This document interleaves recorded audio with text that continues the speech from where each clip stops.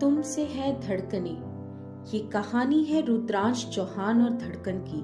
चलिए कुछ अल्फाज में बताते हैं इसके बारे में। जिस मोहब्बत को कभी इबादत की तरह रखा, उसे अपने दिल में दफना देना बहुत मुश्किल होता है, और जब ये दर्द बढ़ता है तो इंसान हर हद पार कर जाता है दर्द देने वाले को तबाह करने के लिए। रुद्रांश चौहान, जिसकी मोहब्बत ने उसके रुतबे और शोहरत ना होने से उसे ठुकराया, वो आज खुद की काबिलियत के दम पर किसी की भी जिंदगी को खरीदने का दम रखता था।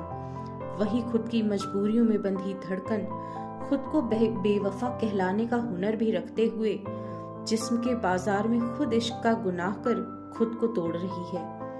किसी का गुनाह, किसी की तड़प कामयाबी तो दिला सकती है, पर दिल को सुकून नहीं। एक का दर्द दूसरे का सुकून कब बन गया, या सच में वो सुकून था जो उन्हें चाहिए? कैसी होगी इश्क में जुड़े नफरत से बंधे इन दोनों की ये कहानी? जानने के लिए सुनते रहिए तुमसे है धड़कने, चैप्टर 1। चलिए शुरू करते हैं। मुंबई शहर। एक लड़की जो अपनी पलकें झुकाकर सड़क पर खामोशी से चलती जा रही थी। उसने स्कूल की यूनिफॉर्म पहनी हुई थी। तभी वो एक पतली सी गली में घुस गई। जो स्कूल से उसे जहां ले जा रही थी, शायद उसे वहां जाना पसंद भी नहीं था। हमेशा जो मुस्कुराते हुए अपने घर लौट के जाती थी, आज उसके चेहरे पर उसकी मुस्कान नहीं थी। उसके चेहरे से जितनी उसकी मासूमियत छलक रही थी, उसका चेहरा उतना ही मुरझाया हुआ था। उसके हल्के नीले रंग की आंखें, जिनमें कभी शरारत की चमक रहती थी, आज उनमें भी एक खालीपन था। उस लड़की की हाइट 5 फुट 3 इंच लग रही थी। गोरा रंग, गोल सा चेहरा, उसके बालों की 2 चोटी बनी हुई थी जो उसके कमर तक आ रही थी।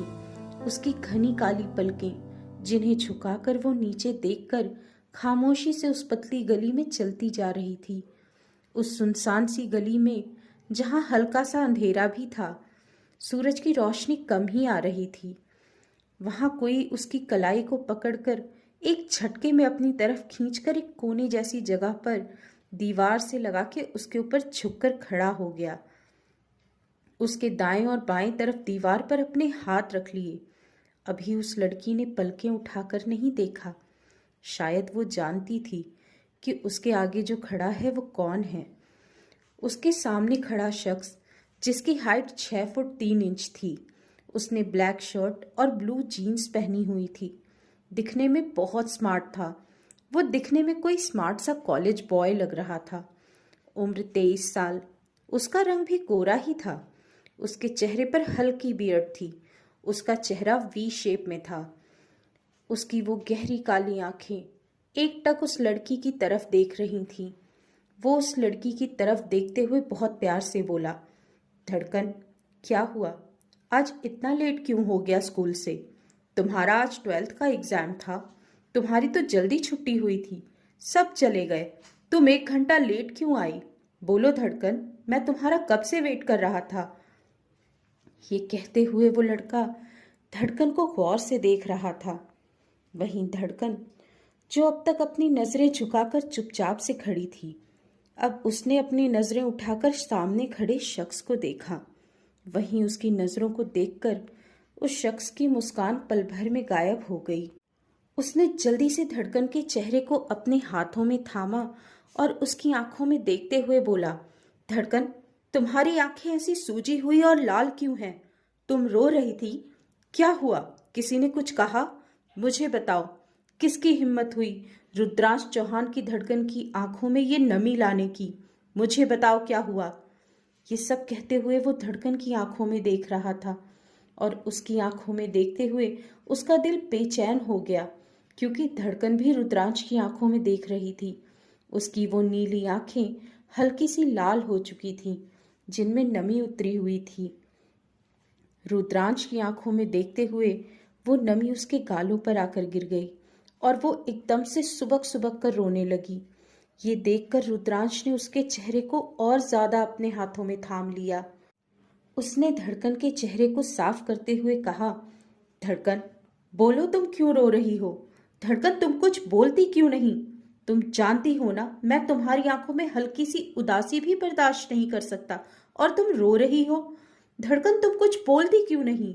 अब क्यों रो रही हो? किसी ने कुछ कहा है क्या? मुझे बताओ, किसी ने कुछ कहा है या कुछ हुआ है? तुम्हारा रुद्रांश है ना, वो सब ठीक कर देगा, पर तुम रोना बंद करो प्लीज। ये कहते हुए उसने धड़कन को पूरी तरह अपने सीने से लगा लिया। उसने धड़कन के चारों तरफ अपने दोनों हाथों की पकड़ मजबूती से बनाकर उसे पूरी तरह से अपने सीने में छुपा लिया। वहीं धड़कन ने उसके ब्लैक शर्ट को उसके दाएं और बाएं तरफ कमर से पीछे पूरी तरह से अपनी मुट्ठी में भर लिया और उसके सीने पर अपना चेहरा छुपाकर उसकी शर्ट को अपनी आंसुओं से भिगोने लगी। वहीं उसके आंसू महसूस करके रुद्रांश का दिल भी रो पड़ा। वो प्यार से धड़कन के सिर पर हाथ फेरने लगा। उस सुनसान सी गली में चारों तरफ कोई भी नहीं था। उस पतली सी गली में दोनों एक दूसरे की बाहों में थे। कुछ देर बाद जब धड़कन का रोना बंद हुआ तो रुद्रांश ने फिर से उसका चेहरा अपने हाथों में थामा और एकटक उसके चेहरे को देखते हुए कहा, धड़कन, अब बोलो क्या हुआ, और प्लीज फिर से रोना शुरू मत करना, वरना मुझसे बुरा कोई नहीं होगा। तुम जानती हो मुझे। ये बात कहते हुए उसका लहजा थोड़ा सा सख्त हो गया। वहीं धड़कन, जिसका चेहरा रोने की वजह से पूरा लाल हो चुका था, रुद्रांश की आंखों में देखते हुए थोड़ा अटक अटक कर और हिचकिचाते हुए बोली, रुद्रांश जी, वो ना, हमें आपसे कुछ कहना था, हमें कुछ बताना था। ये कहते हुए उसके होंठ फड़फड़ा रहे थे। उसे ऐसे देखकर रुद्रांश उसके माथे पर चूमते हुए बोला, बोलो जान, क्या हुआ? किसी ने कुछ कहा है? तुम बताओ। तुम्हारा रुद्रांश हर किसी से तुम्हारे लिए लड़ सकता है, तुम्हारे लिए तो अपनी जान भी तुम्हारे कदमों में रख सकता है। तुम एक बार बताओ, हुआ क्या है? और अब अगर एक भी आंसू तुम्हारी आंखों से आया तो फिर देख लेना। अब बिना रोए जल्दी से बताओ क्या हुआ। धड़कन ने हकलाते हुए कहा, आज वो रंजन। उसने इतना ही कहा था कि रुद्रांश जल्दी से धड़कन की बात काटते हुए बोला, कहीं तुम उसकी वजह से तो नहीं रो रही हो? कहाँ है वो फ्रेंड? रोज तो तुम्हारे साथ होती है, क्या उसके साथ कुछ हुआ है? ये सुनकर धड़कन की आंखों में फिर से नमी तैर गई। वो खुद को संभालते हुए धीरे से अपना सिर हाँ में हिलाकर बोली, वो कुछ कहना चाहती थी पर उससे कहा नहीं जा रहा था। वो अपनी बात को खुद के अंदर संभालते हुए फिर से बोली, वो आज एग्जाम देना है ना, उसका एग्जाम रह गया। हम बस उसी के बारे में सोच रहे थे, उसकी तबीयत ठीक नहीं है। ये सुनकर रुद्रांश धड़कन को अपनी आंखें छोटी करके घूरते हुए बोला, जान, तुमने मुझे डरा दिया। ये रोने की कौन सी बात हुई? तुम्हें पता है मैं कितना डर गया था।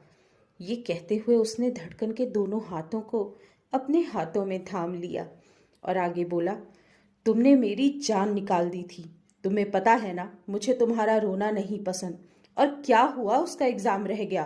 तबीयत खराब है तभी तो एग्जाम देने नहीं आई। इसमें रोने की क्या बात है?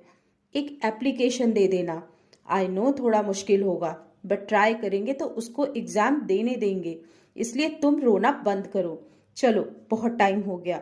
वैसे तो तुम हमेशा घर जाने की जल्दी करती हो, और आज देखो पूरा 1 घंटा लेट हो गया। तुम्हारी मॉम परेशान हो रही होंगी ना। चलो। ये कहते हुए उसने धड़कन की यूनिफॉर्म का दुपट्टा लिया और उसके चेहरे को कवर करते हुए बोला, मुझे ये तुम्हारा पर्दा बिल्कुल पसंद नहीं। पता नहीं कब वो दिन आएगा जब तुम मेरे साथ पूरी दुनिया के सामने खुलेआम घूमोगी। पता नहीं तुम क्यों डरती हो। तुम कहो तो मैं आज ही चलूंगा आंटी से मिलने। वैसे भी 2 दिन बाद तुम्हारा बर्थडे है, तुम 18 की हो जाओगी। कहो तो शादी कर ले 2 दिन बाद। ये कहते हुए उसने धड़कन के चेहरे को कवर कर दिया।